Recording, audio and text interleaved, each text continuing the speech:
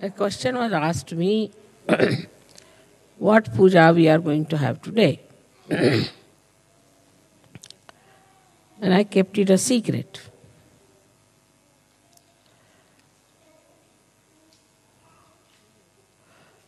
Today, we should worship the Paramchaitanya, the all-pervading power of God's love.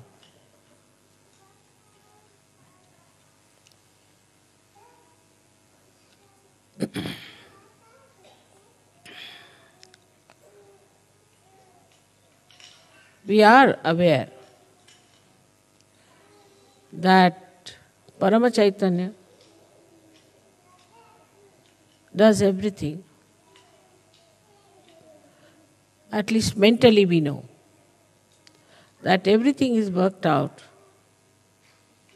by the grace of Paramchaitanya, which is the power of the Adi Shakti.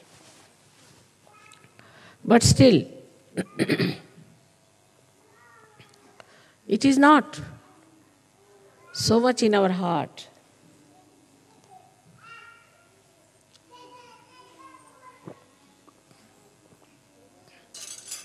So much in our attention.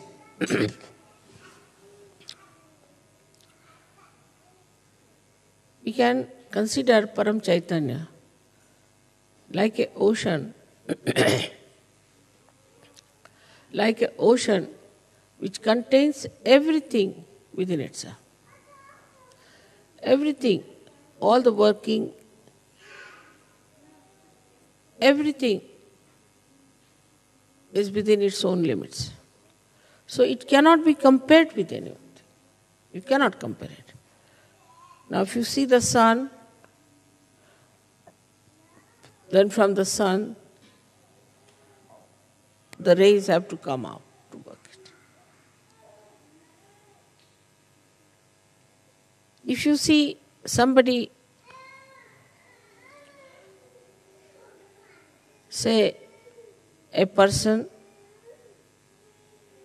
who has an authority, he has to assert that power outside. So within himself, he doesn't work it out.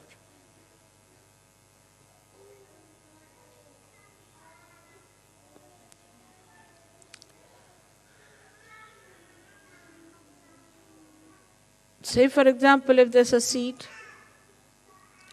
and inside the seed only the tree grows and the fruits come out, and then they are sold and people eat it, and everything is inside that seed, then that is Paramchaitanya. So we are all enveloped in it. And only the waves that we see, and we are on the waves, so we see it as dislocated, separated. Like we feel, this is Germany, or this is England, this is India. These are just folds of the sari of Paramchaitanya, which look separated, but they are not separated. They are continuous.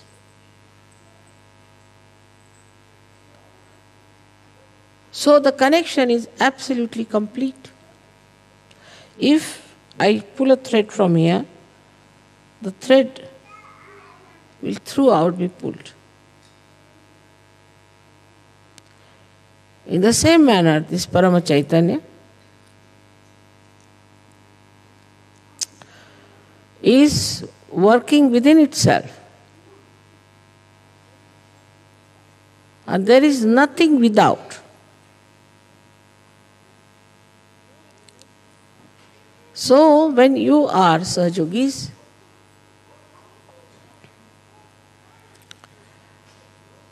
it pays special attention to you.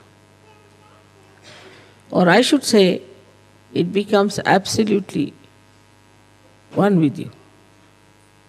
Whatever you desire, whatever you want, also will be coming from the same Paramchaitanya, if you are one with it. Like in a, say, turbulent ocean, some drops of water may fly into the air and start thinking that we are above. We are away from the world, away from the ocean. But again they have to fall into the same.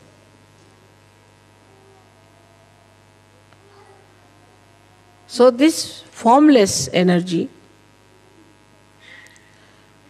which has all the intelligence, all the coordination, all the organizations, all the computers, all the televisions, all that you can think of communication and of governing, of administration, and above all, it is the love.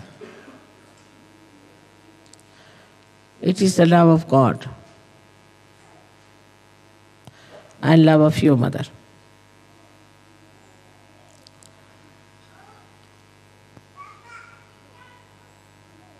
So, to be one with this Paramchaitanya, you have to know that you have to become the reality.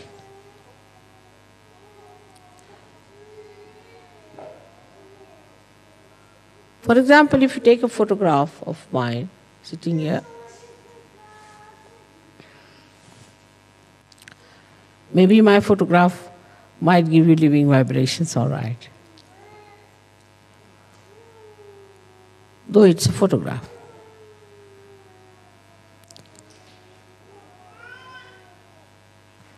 But if you take a photograph of somebody else,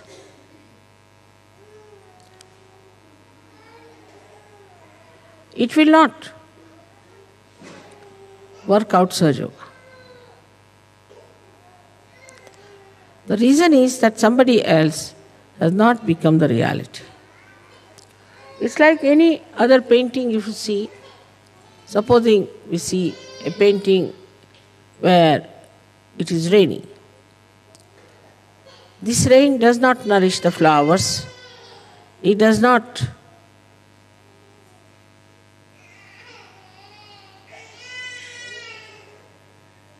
wet the cloth of the people who are there. It is static. So in ignorance,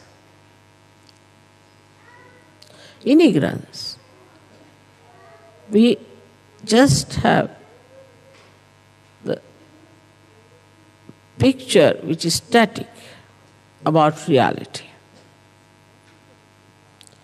And that is the reason why we think we can work it out. Ourselves, everything. Now if somebody says that I see this picture, all right, and I'll make the rain as a real thing. You cannot. Try anything. Put whatever color you like. It will appear with effort, but it will not have the capacity nor the nature of reality. So human beings always deal with unreal things, thinking they are doing something great. We can get flowers which are real, of course, we can feel them.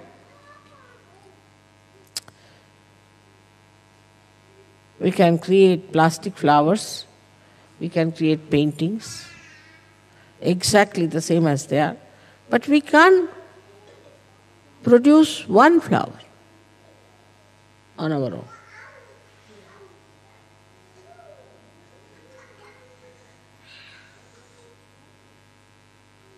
We'll have to go to reality.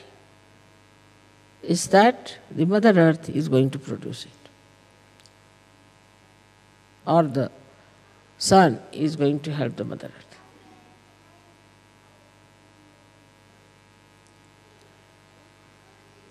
So, all of you Sahajogis have to know that in reality you do not do anything and everything is done by Paramchaitanya. This is the difference between a non-Sahajogi and a Sahajogi. A non-Sahajogi does not know. And even if he knows, this is not the truth in his heart. It's not a part and parcel of his being. But a Sahajogi knows that reality is Paramchaitanya and it is reality that works out everything. And then this reality is the divine love. We always separate love from action. To us, love means some sort of a mad behavior towards a person. It has no technical know-how, how to love. It works without any understanding. When we love somebody, we don't know. What do we do? We think we love you. Tomorrow we start saying, I hate you. So how can it be love?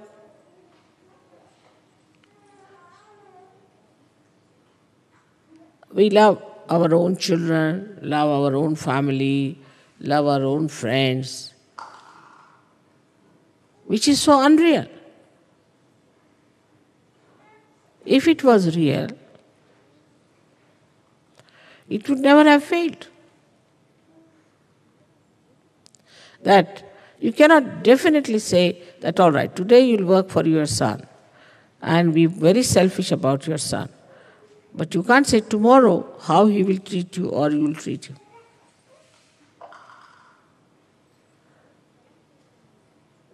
But Paramchaitanya knows. It knows how to express its love.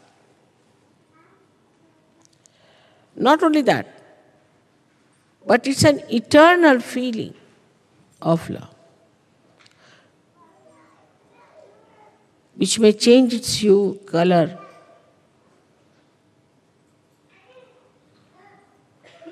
but the concern of that love will be the same. The essence of love is concern. Even if, supposing, somebody does wrong, the concern of the divine would be to correct that person. Concern. What we say as hita is the benevolence. So the concern for the benevolence will be all the time there, whether it may appear to be sometimes cruel, might appear to be affectionate, might appear to be overindulgent, whatever it may take a form, like a wave. Whichever way it may look, but actually it's for your benevolence. It works for your benevolence. Not only your benevolence, but the collective benevolence. And it knows very well what is to be done, how it is to be worked out. It does not have to go and learn from anywhere, because the complete knowledge of all this know-how also within itself. It's such a storage of wisdom, knowledge and love. So it does not deviate. Once you become a Sahajayogi, the concern for your benevolence is all the time there. Whether you are punished or not is a different point. Some people might get a job. Some people will not get a job. With some people it will work out this way. With some people it will not work out that way. Then one may say that how is it? This Paramchaitanya is behaving like this. It's all for your correction. It's a big churning. Whatever works out for your correction and is for your benevolence, if you understand this point, then you'll never be disappointed in your life.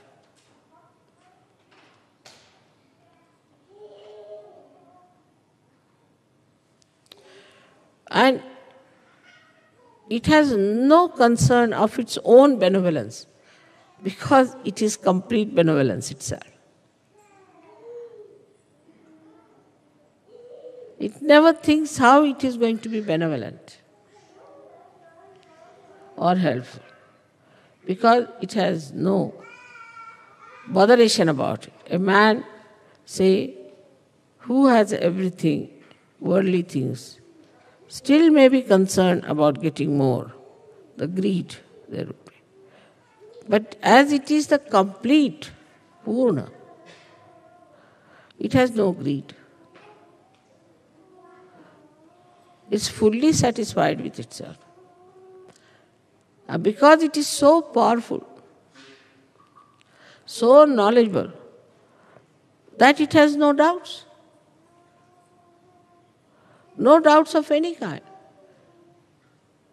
And because there's nobody which can harm it, it has no fear.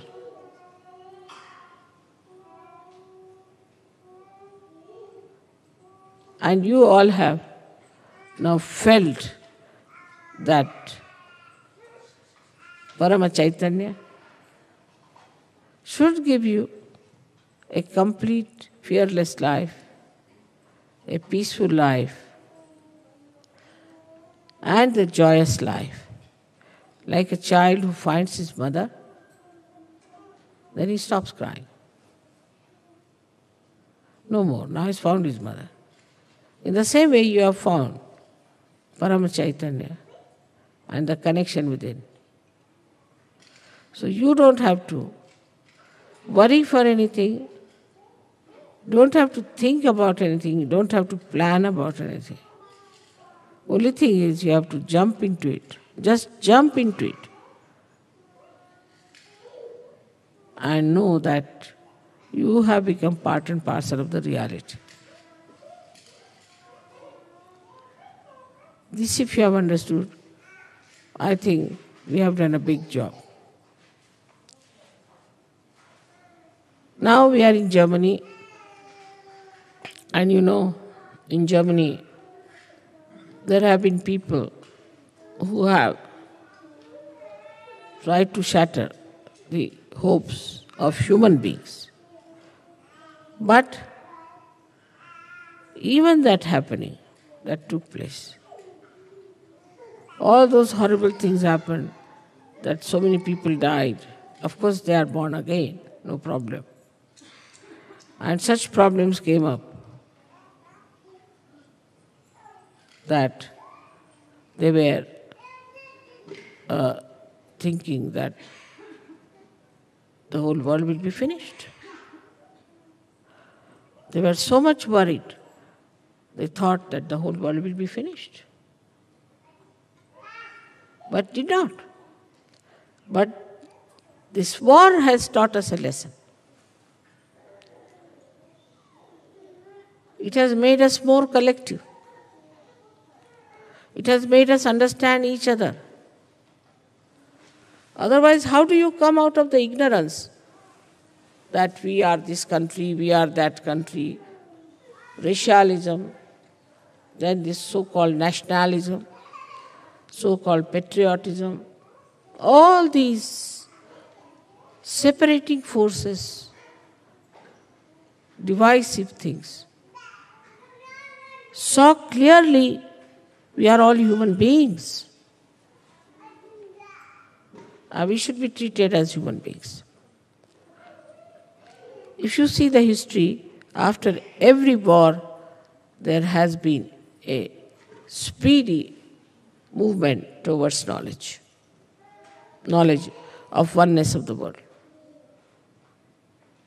It is something like you have in a spacecraft, that a container is built in, one into another. And the whole thing comes into a speed, some velocity. And then the lower container bursts or explodes. When it explodes, it gives a higher speed to the rest of it. And so the acceleration of the velocity takes place. And that's how one can go into the space.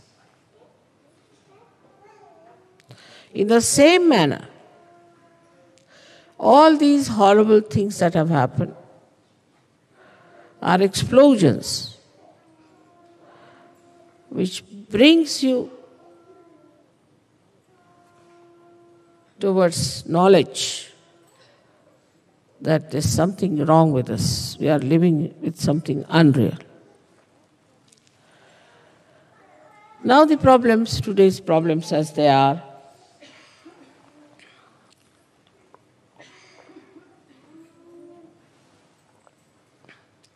like ecology problem, AIDS, drugs, all these modern problems and poverty. If you see it like a witness, you will see these are quite shocking. These are very shocking things. And all these shocking things should really shock our mind. Should really shock our mind. Why we have this problem? And these problems, some of the stupid leaders think that we can solve by making more money. We can protect ourselves from ecology if we have more money. And that we can pollute the atmosphere because we'll have more money.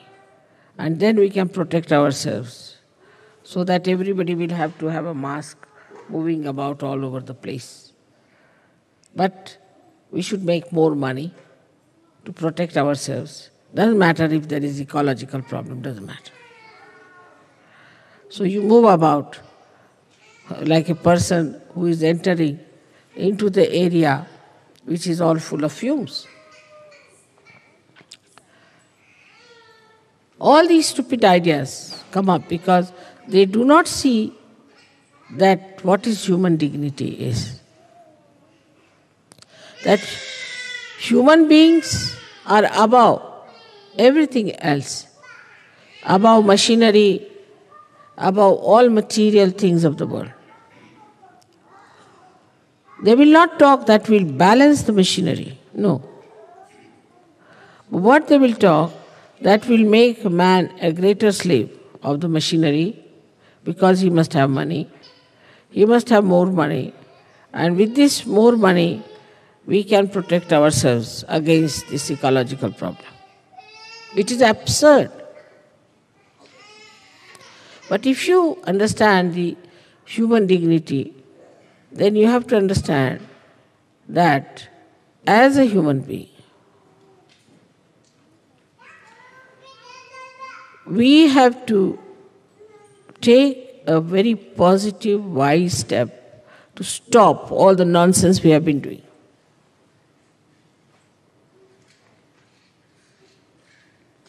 Like now, most of the French shores, the beaches, are polluted naturally because they started a funny thing called holiday making on the seashore. So this is the result. Now do what you please. You cannot do all that. It has stopped. So instead of, the human brain is such, instead of understanding that we have done something wrong, oh, they will say, we will start some new method of cleansing this. They will never condemn what has gone wrong with them, that they have become so addicted to this kind of a funny life that they have on the seashores. Now AIDS.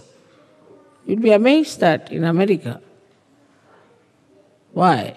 Even they said that there were, in Los Angeles itself, 700,000 people who glorified themselves as martyrs of AIDS because they are achieving such a great goal of leading a life which is nonsensical, as if like a big revolution. And thinking that they are very, very great revolutionaries, great people, that they are supporting these AIDS disease and glorifying it. Can you believe that this kind of assertion will be accepted? People only laugh at it. But everything is so money-oriented. They like to advertise it. They want to talk about money help. They want to say that this is happening because if they had more money, they would have taken more drugs. Because they have no money, that's why they are thieving. So we must give them money so that they can take drugs. Or they can take to this kind of life. On the whole, if you see, people have lived with something which is so unreal all their lives, absolutely unreal. And when it comes to facing it, that we've done a mistake, we should not have done this mistake, then they retreat and take another glorious image, artificial and unreal, saying that, oh, we are great, we are martyrs.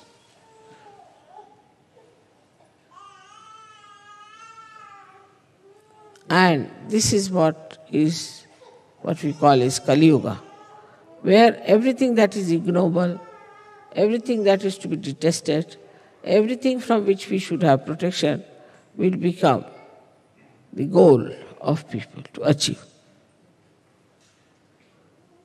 I hope you have understood that the all-pervading power around us is the one that is doing Sahaja, is the one that has brought you to Sahaja, and is the one who has given you blessings, is Paramchaitanya, through which it has worked out. So today's prayer should be that we be more and more aware that we are part and parcel of that Paramchaitanya, and that we can feel that. We can use that power. We can work it out. If it is felt today that way, I think a lot of work has been done already, and may God bless you for that.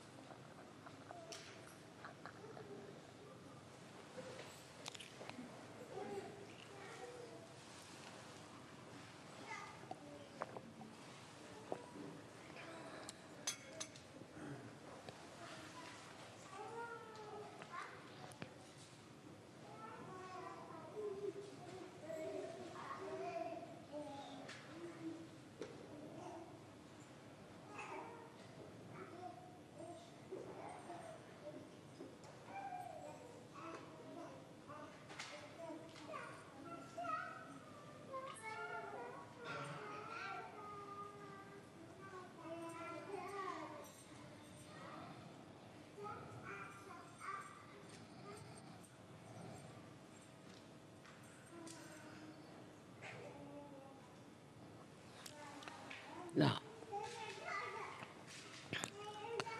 so when you are doing this puja, please remember that you are worshipping me as Paramchaitanya. And so, you have to just think that you are dealing with reality itself.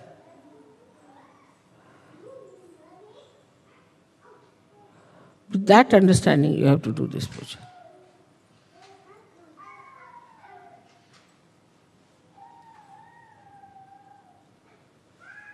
May God bless you.